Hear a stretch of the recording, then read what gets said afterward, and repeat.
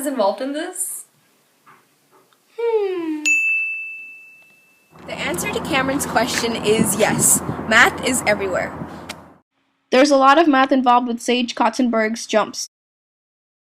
These jumps are called parabolas. A parabola has a vertex point. This is the highest point Sage Kotzenberg reaches while he's in the air.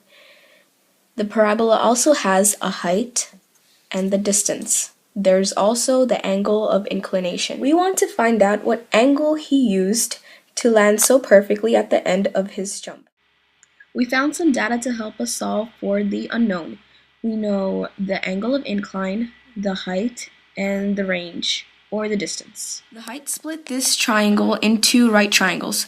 We could have easily found this angle right here if we knew the distance from this point to this one. Since we don't know that, we're going to work with this other triangle. For this one, we know the angle of incline and the height.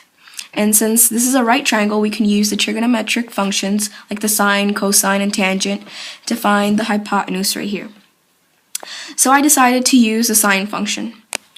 We're going to write this as sine of 12 degrees equals to opposite over hypotenuse. And the opposite side is 22.5 over hypotenuse. And since we don't know that, we're just going to put an x. Okay, now I'm going to solve for x.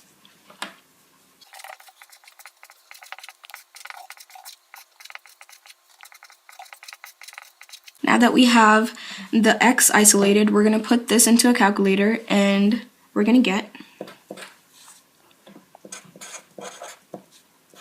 108.2 meters. Now that we know the two sides, let me put this right here. Now that we know the two sides of this triangle, we're going to use the Pythagorean theorem to find the adjacent side right here, from this point to this one.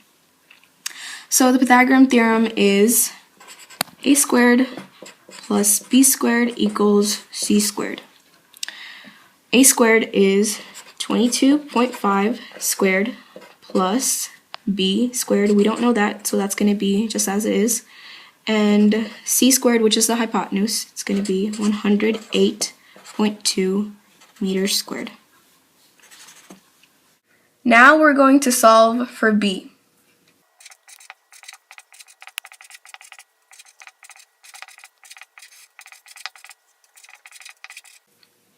Now that we have b, I'm going to plug it in to this triangle.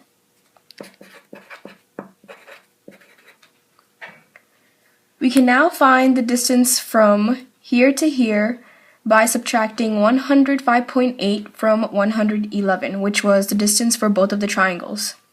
So 111 meters minus 105.8 meters is equal to 5.2 meters. So we got 5.2 meters. Now we're going to put that in the triangle.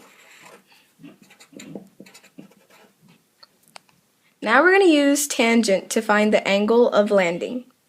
Tangent is opposite over adjacent. So this is how we're going to write it. Tangent of theta is equal to 22.5 over 5.2. And once you put that in the calculator, you get theta is equal to 77 degrees. So Sage Kotzenberg's angle of landing was 77 degrees. And that is your answer.